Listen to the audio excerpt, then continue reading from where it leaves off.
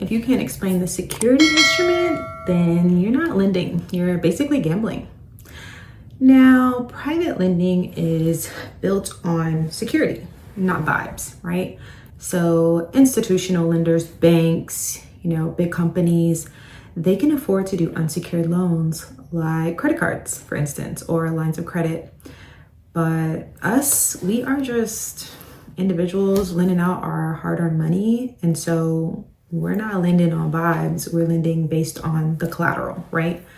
We call that secured lending. So let me tell you why you need to make sure that you understand your security instrument. You can talk a little bit about what a security instrument is, and it's really the most important part of the loan. So first of all, the security instrument of a loan is typically an extra document, so not the promissory note, not the personal guarantee, but a different document that protects your interest in the loan, right? So the promissory note is one agreement that's saying basically I lent this money, right? But the security instrument really outlines what happens if that money is not paid back according to the terms of the promissory note. And that's super important, right? Because it allows you to legally and more easily get your money back if things go sideways, okay?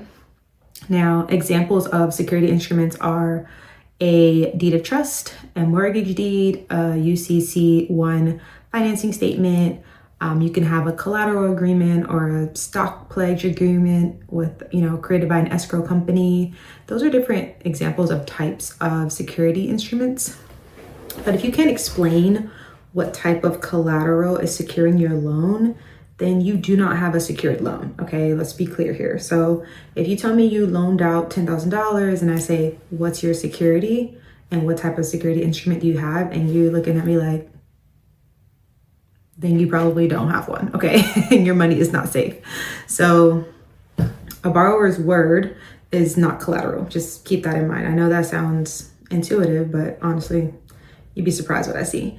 A promissory note also is not collateral, right? The promissory note itself is not enough to secure your interest in the collateral if something goes sideways, okay? If you don't know how your lien is filed and if it's perfected, then you don't really have enforceable rights. Now, you may have some rights under certain laws depending on the state and the type of loan, but your best bet is going to make sure that it is secured against the collateral and that there's a security agreement and it's filed with whatever entity it needs to be filed with. So in real estate, that may be with the county recorder's office.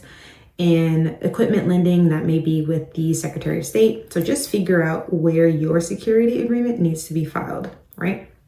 Now, a person who's doing real loans and not just like handshake agreements or gambling with their money would ask 3 questions when they're considering a deal, okay? The first question is, what's the collateral, right? What is securing this loan? I know we're doing an exchange of money for interest in return, but what happens if this loan is not repaid? And this is one of the most common questions that I get, but the real question is, what is securing the loan, okay?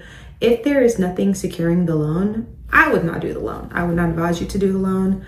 Everyone has their own risk threshold and what they're comfortable with. And so people do unsecured loans, and that's their business. Maybe the amount is small, maybe they know the person, there's some familiarity, whatever it is. But the best case is going to be a secured loan with collateral that's valuable enough to cover 2 to 3 times the loan amount, okay? The second question is, where is my lien recorded? So what is the security? Okay, what is the collateral? What is the security agreement? All in one. And where is the lien recorded? Okay, so that would be the county recorder's office and most real estate transactions, and typically title and escrow can help you with that. If it's an equipment loan, you want to look at the specific state, but it's typically the Secretary of State where you would file that UCC1 financing statement. And then the third question is, how do I enforce my lien position if the borrower defaults? Okay, so the prerequisite to that though is that you have to know what your lien position is. How many people are in line because they have loaned money to this borrower to collect if the borrower defaults? if you are 10th in line and, the asset is no longer has equity by the time you get to the third lien position, then you've done a bad deal, right? So it's not even just making sure that the loan is secured, but also making sure that your lien position protects you. So understanding like, what is my lien position and how do I enforce my position if they default? This is going to be very state specific. Each state is going to have its own rules about how to enforce your rights per your security agreement and per the state law. So that's something that you want to look into. Now, if you can't answer these questions about your loan, then you're really not lending. You're basically going into a casino and just throwing money up and hoping that you win. I mean, that's the best way I can put it for you. So make sure that you understand the ins and outs of your security agreement, your lien position, where your lien is recorded.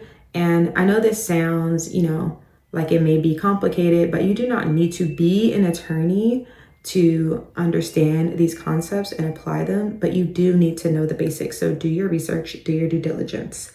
And something to take away is that collateral. So making sure you have something that's protecting your money equals control, okay? When you have something that you're holding in place of, the borrower defaulting, you have control over what happens, right? Think of it this way, like when you get a mortgage for a property that you're buying. So let's say you're buying your home, and let's say you're not buying it cash, you're actually buying it with a mortgage. What these mortgage companies do is they usually secure a lien on the property and they file that with the county recorder's office so that the whole world is aware that, look, this house is yours, but not really yours until you pay this loan, right? So they'll always have an interest in that property until that loan is paid in full. And you're going to do the same thing, right? So you are now stepping in place of a mortgage company. I'm not saying you're doing a mortgage loan, but think of yourself as the mortgage company that has to protect its interests. That mortgage lender didn't give you that $500,000 to buy that house just off of your goodwill. No, they gave it to you because it was protected with collateral, aka the house. You're doing the same thing. So that's something to keep in mind. When you have collateral, you have control, and when you have control, you have confidence, okay? And a lot of times the lack of confidence in this field is coming from the fact that the person did not secure their loan, right? They didn't secure the money that they loaned to the borrower, and so they are unsure of what happens if the borrower defaults. Now, this is why education matters, okay? So private lending is simple. It's not casual, but it's simple, and it does not have to be complicated. Like, I promise you, it is something you can definitely grasp. You are totally capable, but you do have to make sure you cover the basics, right? So if you want to learn more about how real private lenders secure their loans, make sure you join Lenders and Friends. Check out the link in the description. You can also look at the accelerator. We teach in 30 days all the basics and foundational principles of how to safely and compliantly loan out your money and get those great returns that you've been looking for. But the key here is just to make sure you know the basics, make sure you understand what you're doing, make sure you're not out there gambling your money, okay? Happy lending.